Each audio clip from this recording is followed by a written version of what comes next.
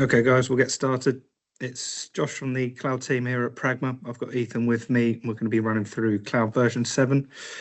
So included in cloud 7 is iPECS 1 version 5 and analytics version 5. So we'll be obviously running through the feature updates for those versions as well. We'll start with cloud 7, or what I should say is, if anyone has any questions throughout, just stick them in the chat. Ethan and I will get to them as soon as we can. Just use the chat function on Teams, and we'll pick them up as soon as we can. Okay, we'll get started. So to begin, just a few highlights of what we've got in this version. So we've got ACD multi-client, ACD queued callback, two-factor authentication, which is a big one. Call recording, crypto key storage, multi-SIP transfer VSP, backing up of call recordings and voicemails, so backing them up off-site away from cloud, Google sign-in, ThousandEye and SIP multi-client, and then blocking calls based on CLI. So to begin, multiple outgoing CLI selection. So what we can do from version 7 is select up to 10 CLIs to be sent on a handset or an iPECS 1 device.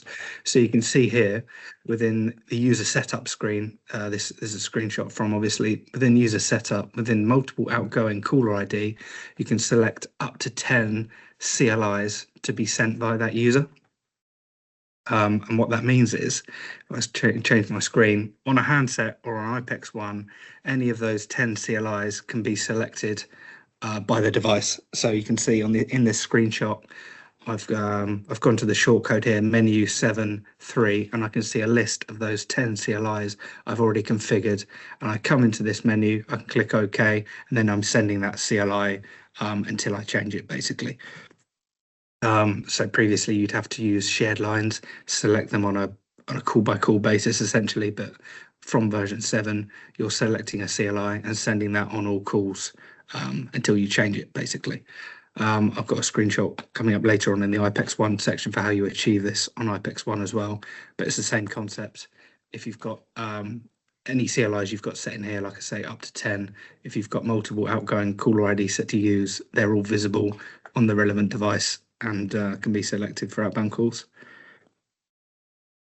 Blocking calls based on CLI, so like it sounds really. There's a new menu within the Customer Manager portal company, and it's called Block Spam Calls. And in here, you can add up to 1,000 CLIs to block. You can do these manually, adding them one by one. You can see in the bottom right, normal options, add, delete, and upload. And obviously, you can upload up to 1,000 in a CSV format CLIs you want to block. And this means when you call a DDI for this customer, for this cloud tenant, if that CLI matches one of the numbers in this list, they hear error tone, essentially. So any callers that match these CLIs, they just get blocked instantly. So good for obviously spam calls and anyone you don't want to get hold of, or you don't want to get hold of you.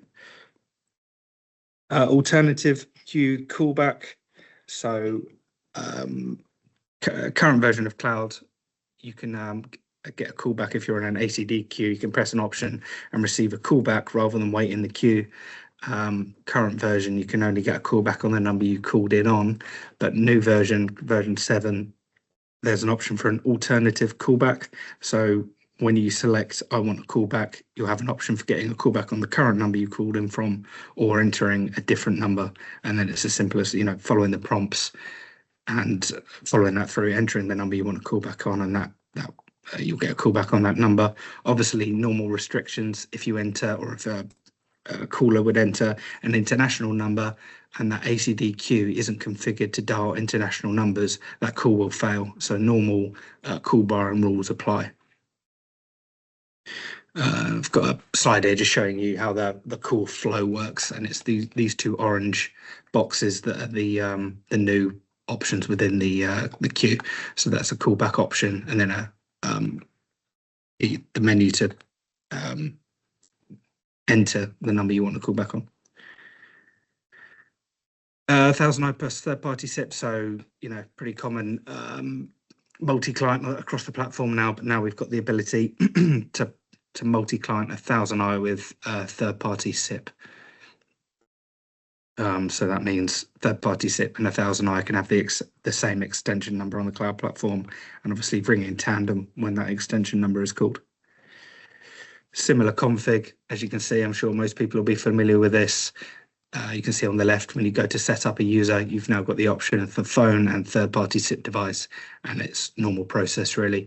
Select the phone, select the MAC address, select the third-party SIP device type, and enter the auth ID and password as you normally would.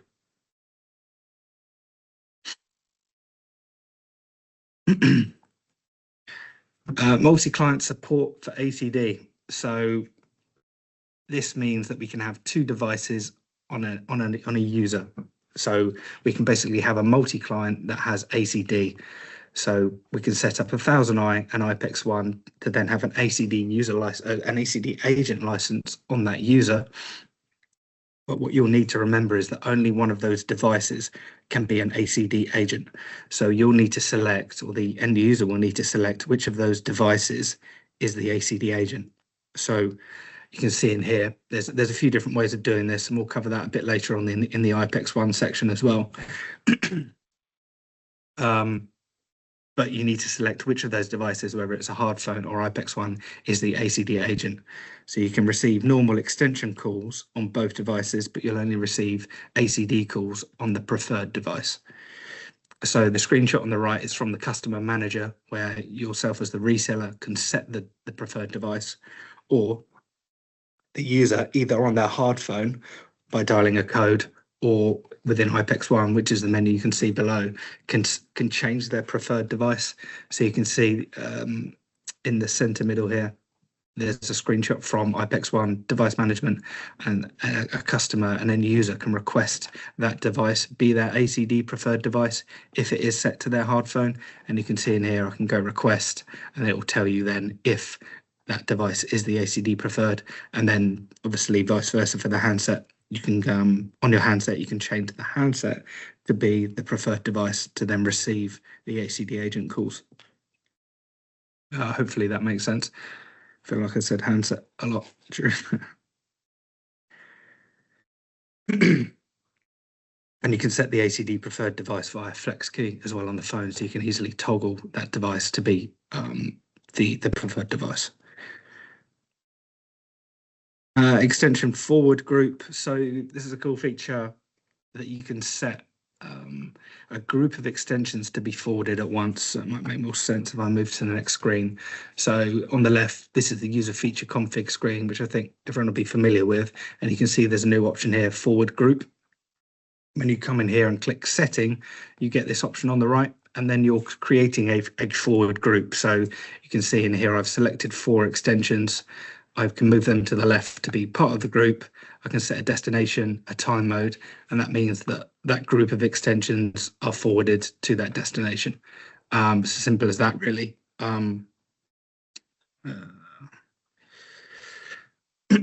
So yeah, like I say, you're creating a group of extensions and forwarding them at once rather than having to forward them all individually, and that's set on a per user. So you can come in here, you can see this is from my normal user feature screen, and then I can create a group on that user to forward a group of devices. And important to remember the call forward priority. So you can do this on an extension or a hung group, similar thing. You can forward a group of hung groups. So, 3 or 4 hung groups, for example, you could forward them all to the same destination at night using this group forward feature. An important thing to remember is that the call forward priority. So the forward group essentially is always the highest priority. And then the normal forward priority, which is preset call forward, or the individual call forward on an extension, or then obviously the hung group call forward on a hung group.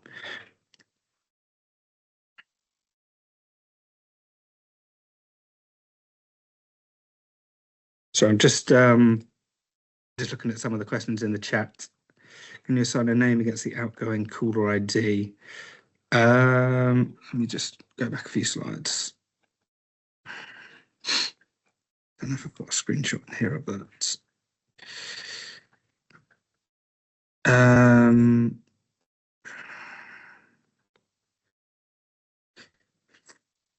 So in iPECS 1, it displays the name, but on the hard phone, you can see here, it doesn't display the name, David.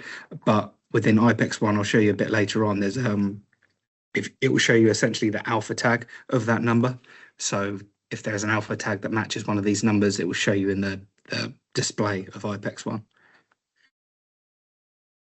Only the one device in an ACD, only one device as an ACD agent. So the other handset or the other device in that group would do nothing essentially. So it would receive normal inbound multi-client calls. I'll get to the right screen. So the multi-client would function as it does today. Both devices, iPECS 1 and the hard phone, will ring at the same time. But if it's an ACD call, only the preferred device would ring for an inbound ACD call. The other device would be idle.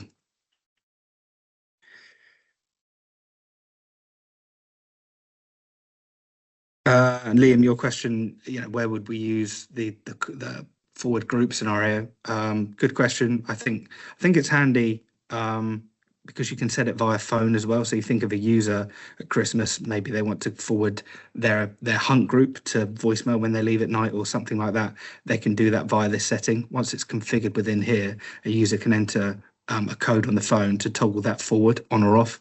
So again, group of extensions, a group of hunt groups can all be forwarded via this menu and via the phone.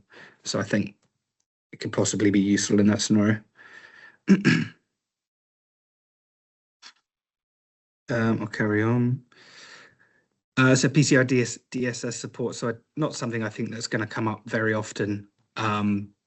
More of a box tick this, but this essentially means that the decryption key is stored on the platform when you listen to call recordings, whereas in the current version, the decryption key is stored locally on your browser, if that makes sense, when you listen to an encrypted call recording. So this is just another level of encryption for encrypted call recordings on the cloud platform. Like I say, not something that's going to come up very often, I don't think, but a nice to have feature. Remote call recording backup, voicemail backup. So what we have now is an option to back up call recordings, voicemails, either daily or weekly to a web dev server hosted by the partner, so yourself really. So there's a specific server type that we support, which is called web dev. There's a few guides online. We don't have any included here because you can either host it on Windows, in Linux, wherever you want. So we don't really have any restrictions on the type of web dev server, as long as it is a web dev server type. And then once you've set up your web dev server, configured these options within the cloud, you can see there's a new menu in the cloud portal, call recording voicemail backup, and you can come in here. And in this example, I'm in the call recording backup list, and I can manually select call recordings to be backed up to that external service, or if I've got that backup schedule sent to daily in the previous menu, that automatically selects the call recordings or voicemails from that day and automatically backs them up during the night, essentially. So as long as that web dev server has a connection to the cloud platform that's established, it's going to continue to do those backups daily of all call recordings or all voicemails that have been generated during that working day.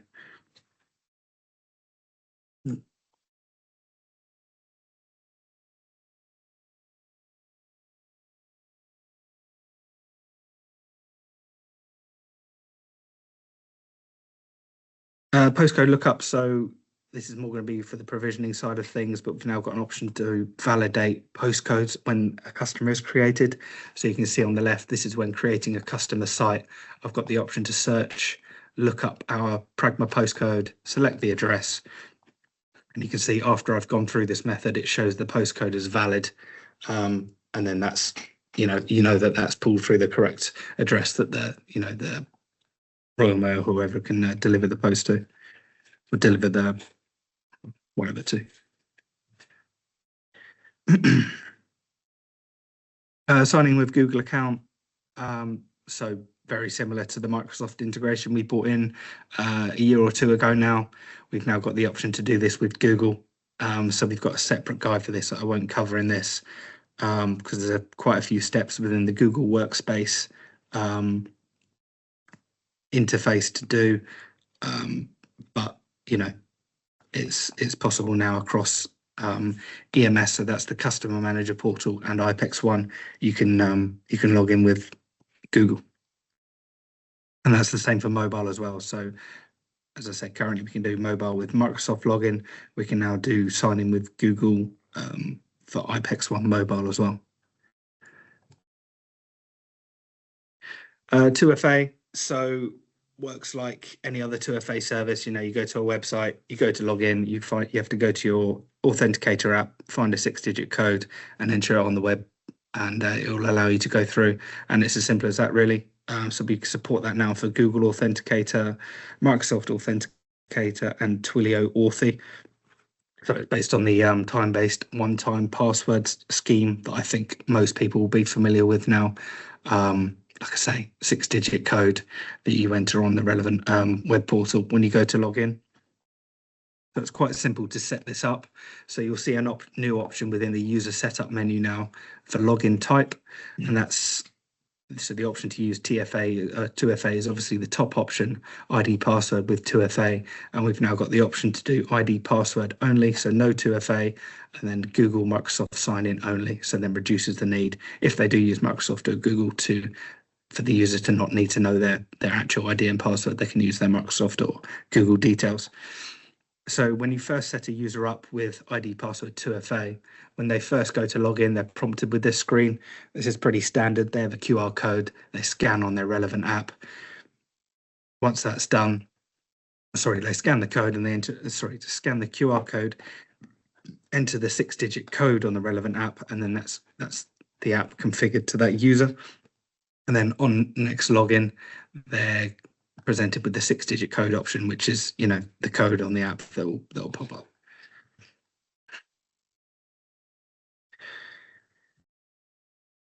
So that's the same. So like I said, we've got this a few different levels 2FA. So that's available at a reseller level. So the level that you guys log in as at the customer level. So they can do that at either customer manager or customer user level. And we can also do this on iPECS One and Analytics. And if a user, for any reason, deletes the app, loses their phone, changes their phone, it's as simple as coming into the customer manager portal and clicking reset, and that then sends them back to the first step where they get presented on next login with a QR code, so they can go through and set up their authenticator again for that user.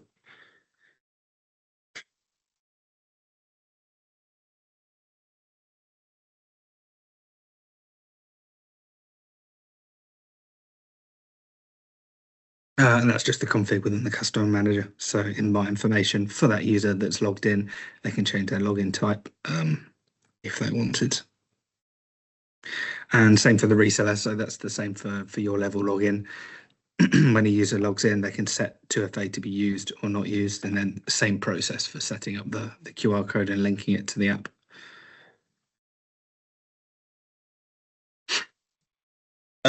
So that's the sort of main features of cloud. There's a few other little bits that we've added as well. So differential ringtones for internal and external. So pretty straightforward. You can see here within the user setup menu, under where you normally select a device, you've now got the option for different internal and different external ringtones, 1 through 9. Anybody that's worked with ELG for a while will recognize the ringtones. They're all the sort of standard jazzy ringtones we've normally got.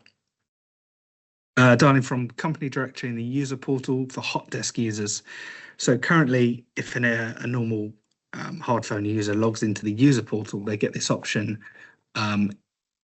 They'd be presented with this option of a phone next to the number within the company directory, and they can click that as a sort of click to dial, and that pushes the call through the phone. And now we can support this for hot desk users as well. So hot desk users can log into the customer user portal and do the same thing. Click this phone icon to make a call. Voicemail greeting download. So pretty self-explanatory. You can download any uploaded or greetings recorded via the phone now.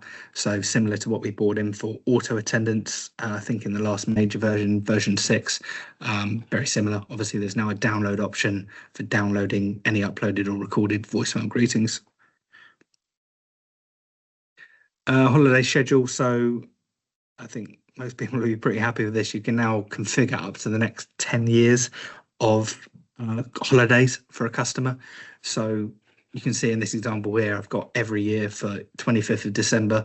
And then you can also, for, obviously Christmas Day, that's the same day every year. But for bank holidays that change year on year, you can configure this for 10 years in advance. And obviously what we'll do shortly after we've upgraded the platform is configure the next 10 years on our service provider level so that you guys can come in here and click the get holiday option, and then that's going to cover you guys for that customer for the next 10 years, and you don't need to worry about coming in there changing bank holidays year on year. We can now cover that for the next 10 years.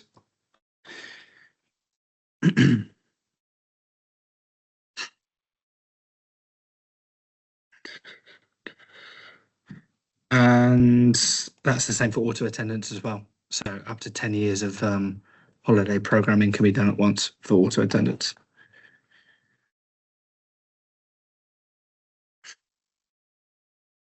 Increased call borrowing profile. So previously this was 5, I think, was the max, but now it's obviously up to 10. Voicemail to email contact name. So if you've got voicemail to email set on a user and the caller ID matches someone in the company directory, that caller name is now shown on the voicemail to email. So you can see on this example, about halfway down, caller name is Josh Desk, my desk phone that I made this call on. And that's the same for company directory entries it matches and extensions. So if that's an internal caller that leaves a voicemail, the internal caller's name, the extension name, will be shown on the email. Shared line cross-site. So again, pretty self-explanatory. If a user has got the multi-site group members option set in the user setup menu, now within shared lines, you can have members from different sites.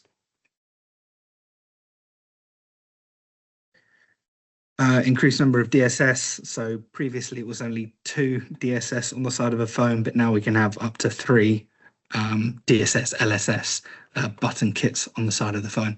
So you can see there the phones that support the DSS, so anything from the 1020i up basically supports the 1048 DSS and LSS.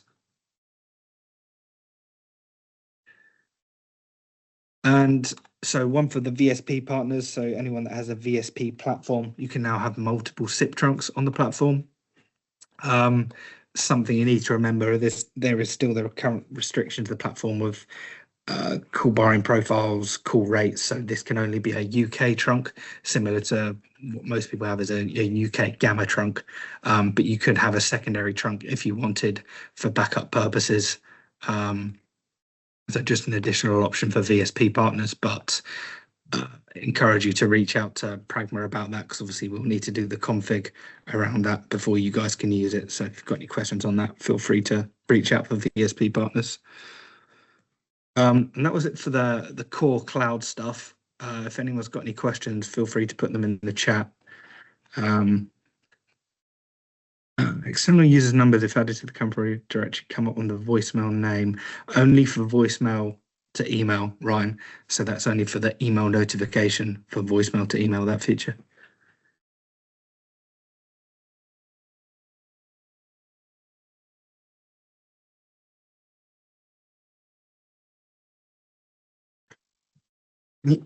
Okay, we'll crack on into iPECS 1.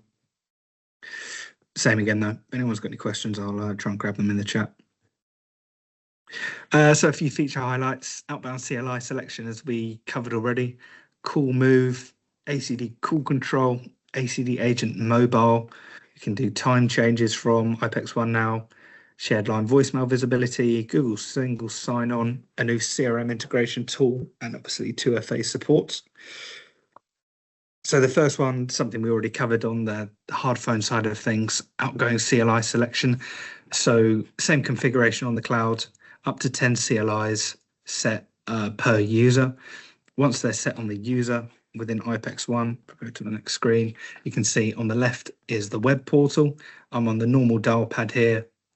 So the caller ID is obviously the user default in default, which is either the company outgoing CLI or whatever you've got set, but the user can come in here, click that, and then be presented with a list of 10 DDIs or up to 10 DDIs. And as David asked earlier, you can see the alpha tag of the number is presented here, so they can see what CLI they're presenting. And that's the same on the right for mobile. So same concept on the call, on the dial pad, click the user default, and you're presented with a list of CLIs. Multiple call forward destinations. So currently you can only have one sort of predefined forward within iPECS 1, but now within this option you can predefine up to 3 call forwards. So you can see this example, I've got a forward to voicemail, I've got an external forward, and I've got a call forward to another internal user, and I can come in here and quickly toggle them on or off rather than configuring them at the time. So it's just an additional couple of forwards that you can toggle on or off, and that config for the same for that is the same. You can make same time conditions being set and same forward types. So unconditional, busy, no answer, all of the normal forwards. And that's the same for mobile as well. So you can have up to 3 call forward destinations programmed and then come into the same menu and easily toggle them on or off. Sorry, I see Ethan's just responded to you, Barry. I'll just read your question quick.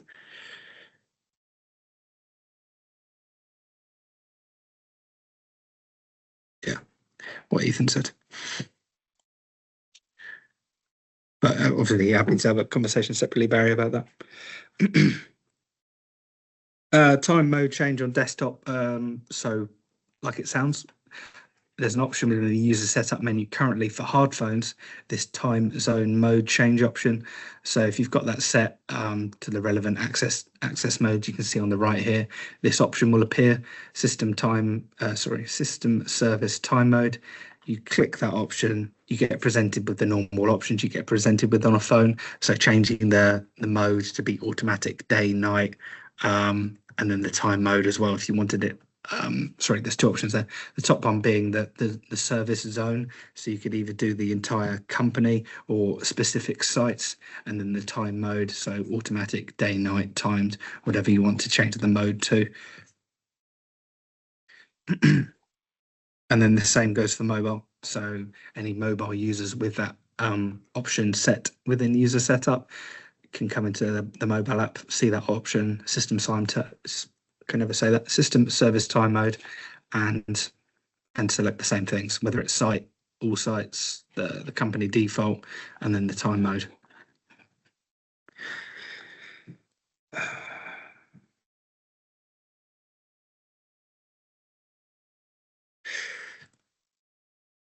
Sorry. Shared line voicemail display. So there's a new option you can see within the customer manager portal. This is within shared lines, and you've got an option here for one member with voicemail access. And if you drag in those iPECS 1 members that you want to have access to this, you can see on the next screen, gives us access to this shared line voicemail option within the iPECS 1 display. Sorry, the screenshots are coming up a bit blurry on this, especially the one on the right, which is annoying. But you can see, especially on the desktop screenshot in the middle, within the calls tab, you've now got a shared voicemail option. You hover your mouse over that, you can see all the shared lines you're a part of, how many voicemails are in there, how many are urgent, how many new, how many read. Again, pretty self-explanatory. As long as that user is part of the one member with voicemail access group on the customer manager portal, they've got access to that, or they'll have visibility of this. And that's the same across desktop and mobile on the right. Obviously quite a bad screenshot there, but same thing. You can see your own voicemail and then the shared line voicemail display. ACD features for mobile. So a couple of versions ago now, we brought in the ACD iPECS 1 desktop function, but now we can do that on the mobile app as well. So very similar functionality. On the cog, before you sign in, select the call mode to be ACD agent, log in with your normal iPECS 1 user details that has obviously the ACD agent license attached, and then you get the ACD agent features exactly how it appears on desktop. So you can see in here I'm part of a few queues, a few ACD groups, and I can toggle them individually on or off, whatever I want to log into. I've got the same availability modes, so you can see on the right, I've got a few configured: available, lunch, wrap up, and it works just like a desktop does. Same thing with wrap up as well. If you want to extend wrap up, you can do that through the app. If you want to stop the wrap up and be ready to take calls, you can do that. You can see on the left the option for changing different availability modes. And it works really well, to be honest. It works just like desktop, and it's quite slick, and I think it looks quite good. ACD agent control. So again, pretty self-explanatory. You can control your ACD phone via iPECS 1 now. So you can log in as an ACD phone control user. You can see on the right, it tells you that you're in ACD phone control mode, and you can make and receive calls or push calls via iPECS 1 to the desk phone, to the desk phone ACD agent.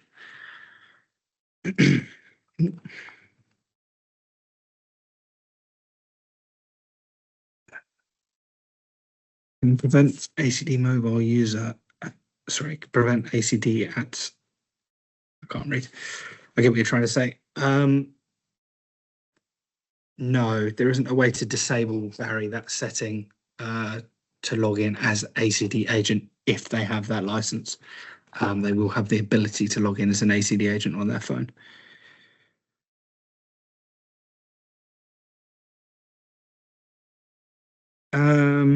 Steve's got a question. Scheduling holidays, schedule by time of day as well as date. There's a way around that, really, using auto attendant scheduling, Steve. A lot of people use auto attendant to get a bit more granular on the scheduling side of things.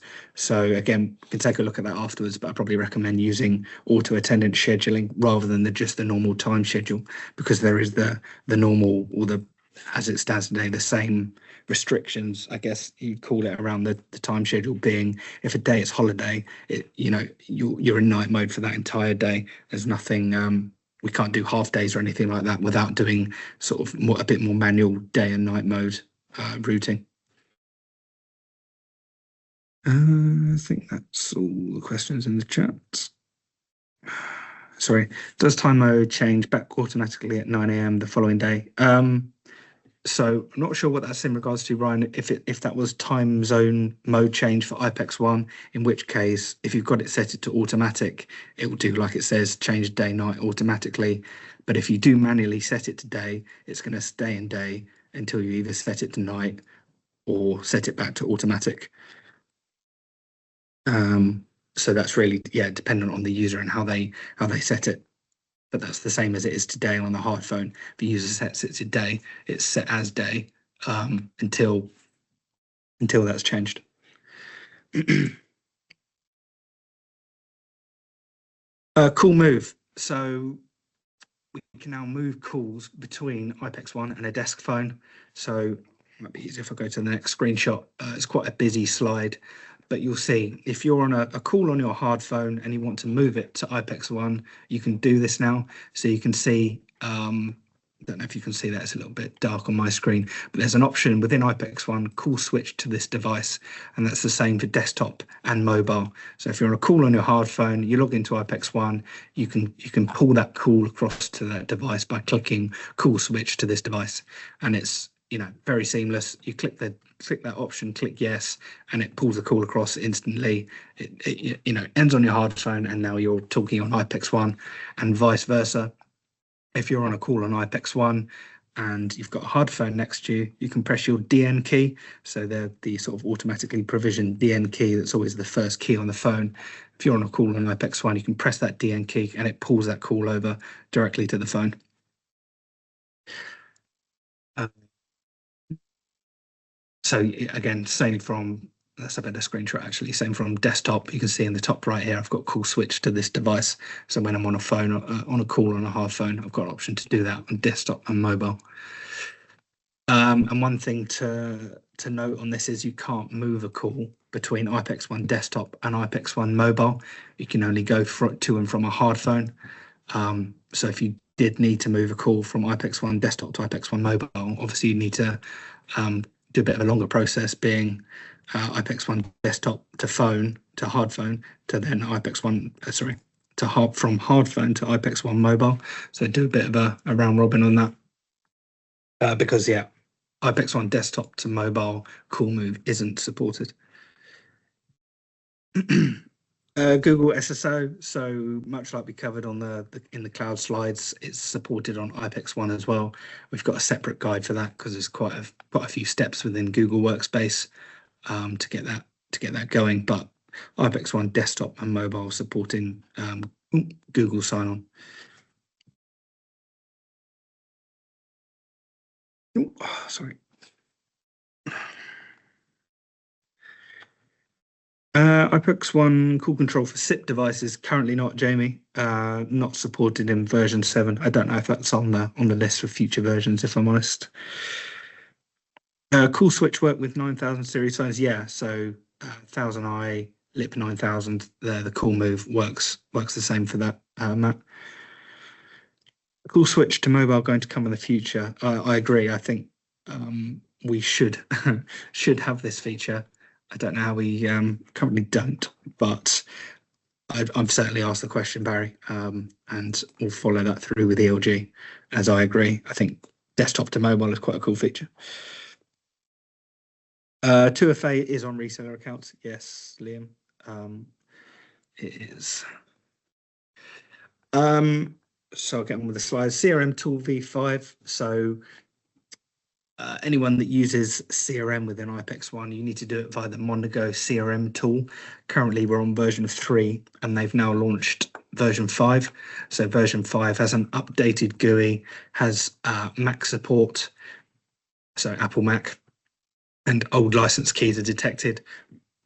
Sorry, meaning if you upgrade from version 3 to version 5, the license will continue and it will remember the license. You don't need to worry about any licensing issues with that. So you'll see in iPECS, in the new version of iPECS 1, you'll have an option for CRM V5. And I'm sure Mondigo will put any new future CRM integrations onto version 5. So it's probably going to be more of a thing for new customers moving forward. You'll probably want to install them on CRM V5 if you put any customers with CRM in. But for existing customers, I don't think it's much to worry about unless there's, a bug fix or something that the customer needs in the new version. Call fraud. So if an iPECS 1 user gets blocked for call fraud and then continues to attempt to make outbound calls, they get a warning that basically says your extension is blocked for call fraud. So previously you just get error tone. So I think this is just a nice little feature to give the user a bit more info. Tile contact display. So something important to remember is that we will be moving to tile contact being the default contact display. So currently in the current version within the iPECS 1 directory, this will be in list format. But as of the cloud version 7 upgrade, we're changing all existing and all future iPECS 1 users to have this tile display for contacts as default. So you can see in the top right, you've still got an option to toggle between list and tile view. But something important to remember going into the upgrade is that all users will now be have their contacts displayed in this tiled display rather than the current list display. And that will be done automatically for all users at the point of upgrade.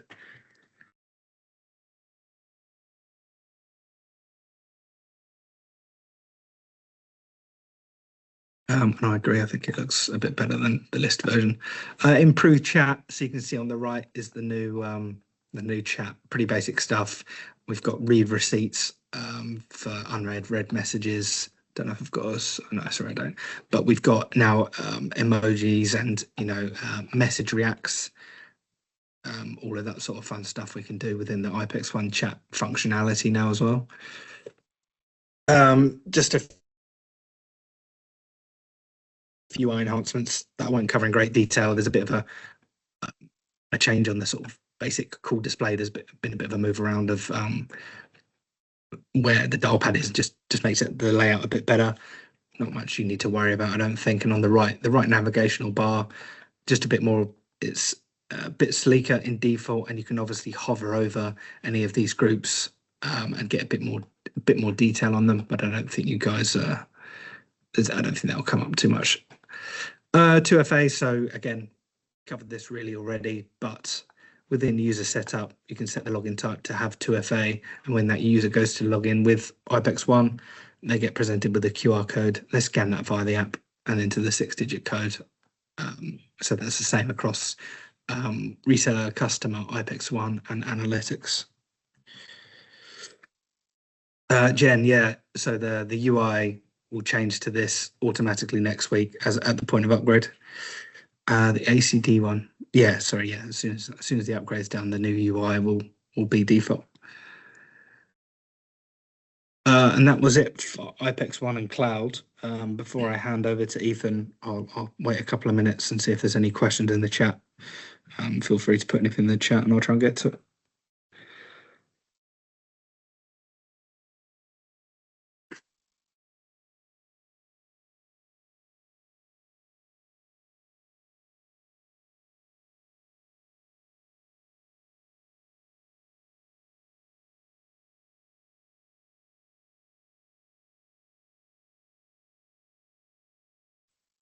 Yeah, Steve. Once the webinar's done, I'm sure the recording will go up on the website, and also we'll share the slides. And what we've done in previous years is put them up on our knowledge base as well, so the slides are available.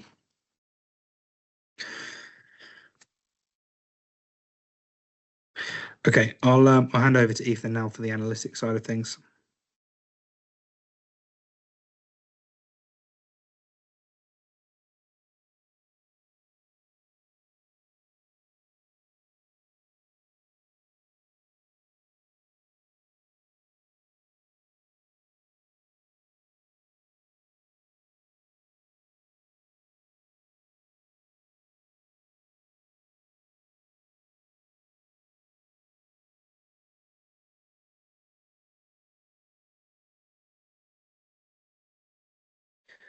Okay, I'll proceed with analytics now. Hi guys, I'm Ethan. I'm in the cloud team with Josh, and we've got a few things in analytics. So I'll start working through those. And again, if you've got any questions, just put them in the chat, and we can I'll have a look at those periodically. So we've got 2FA, which Josh has covered, but that's also included in analytics. We've got wallboard accounts. We've got custom wallboards, public versus private. I'll go into that in a bit more detail. ACD, CC agent stats. We've got the My Performance and My Call details reports under that. The ability for supervisors to join call, or probably more commonly known as barge in on calls via the analytics interface. Report filters being saved when moving around. Reseller accounts. A bit of an overhaul of the customer call summary. AA abandoned metrics. People being able to return missed calls who aren't in the groups if need be, and slight storage expansion for the data retention periods. So again, covered by Josh, but in analytics, you get the same kind of interface. You go to log in with your details. It prompts you for the 6-digit code that you've set up in the customer user portal. And it's the same 3 authenticators, Microsoft, Google, and Twilio. So wallboard accounts have been added in this version of analytics. These are cheaper alternative accounts for just showing wallboards. So they don't have any supervisor functionality. They're not tied to a user. They're just a ID and password that you use to log into a screen in an office that shows a singular wallboard at a time. So SSO and 2FA aren't supported for these because they're not linked to a user in any way. but they are, like I say, a cheap alternative to show multiple wallboards rather than buying a supervisor per wallboard. These are set up in the customer manager portal. So once you've ordered the license via the OMS reseller portal, there's now a analytics and then wallboard menu in the call manager section within the customer manager portal. And all you do is you go in here, click add, and it's as simple as making an ID and password that you then use to log in to the wallboard account. Public versus private on custom wallboards. So what this means is that if a wallboard is set to private, then only the supervisor who created it is able to view it. But if you set this to public when creating a wallboard, then the wallboard accounts you log in with are able to show your custom wallboards. So if you want a wallboard up on a screen with a wallboard account, you'll need to make it as a supervisor and then set it to public. So ACDCC agent features. So at the moment, we've obviously got the ACDCC features where supervisors can log people out and move calls and join silent monitoring and things like that. But now the agents themselves actually have the ability to view their own stats. So they've got a couple of reports. But once this is set to use, as you can see on the left in the customer manager portal, there's a button in iPECS 1, or they can log in with their user portal details and analytics. And that takes you to an analytics interface with a couple of reports. So first one is my performance. So this is a bit of an overview report on your KPIs, your group's KPIs, and then a bit of a comparison of the group average versus how you're performing. And then at the bottom, you've got a kind of summary of the calls you've taken and for what groups, etc. So this is just a bit of a way for agents to see, how many calls they've been taking, how many they've missed. It's a bit of a self summary. And then the second report is essentially just a call history, much like the call history on the customer manager portal, but this is something that the user can view themselves, and you can change the columns and all of that good stuff to the user's liking, and filter it obviously as with the top bit. We had silent monitoring and whisper coaching before for supervisors, but now there is the ability to join a call. So if you can see that someone is on an ongoing call, you can click this button within analytics, and either your hard phone or your iPECS 1 will start a call and join and force a three-party conference. Something to keep in mind with this, though, is that if the agent transfers or holds or parks the external caller while this conference is underway, it will be the connection will be severed, so the supervisor doesn't remain on the call talking to the external user. I'll have a quick look, see if there's some questions in the chat. No, okay, we're clear. Or we've got Q&A. Oh no, nothing in there either. Okay, I'll carry on. So filtering reports. So obviously we can filter reports now, but what we can do in the new version is that you can actually save filters. So beforehand, if you wanted to save filters, you'd have to set the filters, save them, and then save it as a favorite. So you could only have like 10 slots for saving filters. However, in the new version, you can either apply filters, which are temporary, or you can save and apply. And then if you move away from the report and come back or refresh it, the filters remain.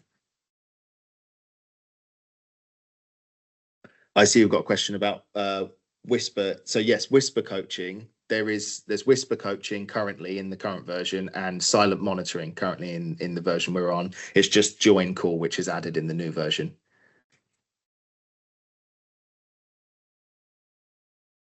Reseller account. So with the details that you would currently use to log into the reseller portal, you can now log into the analytics interface.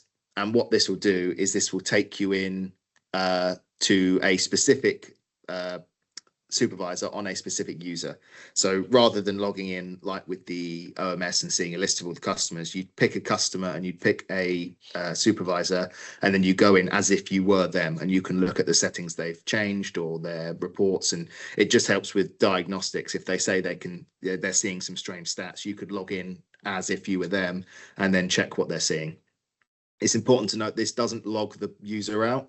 I know currently I've just seen Liam's message pop up. Yes, no, it doesn't log them out. Currently, if you were to use their details, you would log them out. But now with the reseller account, it doesn't. They don't even know you're in. Full summary has been overhauled. Apologies again, it is slightly blurry, but it's hard to get the whole screen in without scrolling.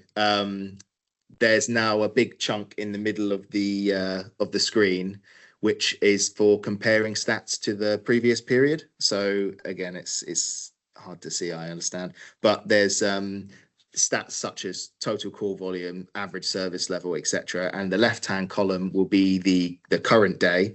And then the right-hand column will be a comparison to either yesterday, a week ago, a month ago, a year ago, for instance, for the period. So you can compare if this Monday we had more calls than last Monday, or this month we've had more calls than last month, or less calls, more missed calls, etc. And all of the KPIs on this screen can be changed, including the ones in the key observations. There's 3 little dots next to the fields, and you can change which one you want to show. There's a big long list, which is too long to show in a slide, but I'm sure if anyone had specific questions, we can discuss them.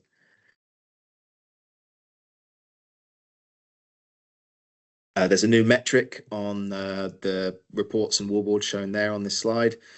It's for calls that were abandoned while listening to an AA announcement. So if someone joins, rings in, hears the AA announcement, and then halfway through hangs up the call, we can now report on how many people did that. Beforehand, if they joined and then hit the AA and then hung up, depending on how your settings were, they'd either show as having been answered by the AA or not show at all because they never reached a user. So this is just a bit more detail as to what people did when they called in and why they didn't get to a user. Currently in the live version of analytics, if a group misses a call, then only someone within that group can return the call. So it'll clear it from the unreturned missed calls report. But if, for instance, someone outside the group wanted to try and help and call in there or return the call, then it wouldn't clear. But now you can change this setting to allow non-group members to return unreturned missed calls. So it's up to the user at the end of the day, but it's there to change if they need it. And then finally, it's not a glamorous feature, but it is a change that might help. Currently, analytics the data is stored for 1 year, and you can only search for a 3-month period at a time. Whereas now you can store the data for 3 years and search for up to a 1-year window. So it's just a bit of an increase in that regard. Do we have any more questions? I haven't seen any pop into the chat, but I can have another look.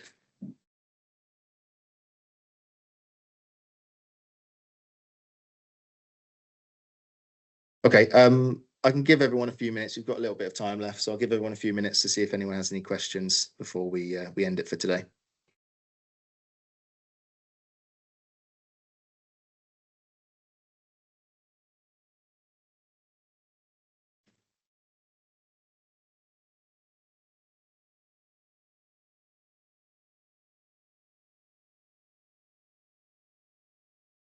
Hey guys, Josh again.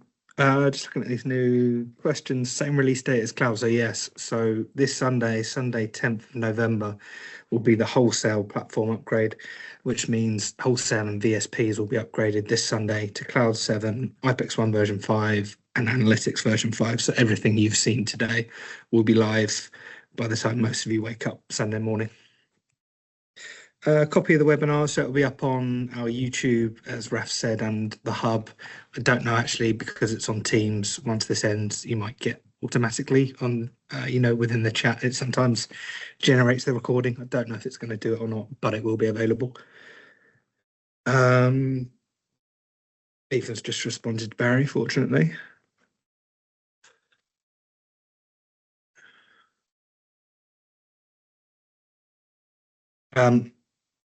Cool. But if no one else has got any questions, obviously Ethan or I will stick around for a bit. The chat will stay open for a bit as well. But if no one else has got any questions, everyone can drop off if they would like. Yeah, like I say, upgrade this Sunday. So come Monday morning, we'll all be live on this version.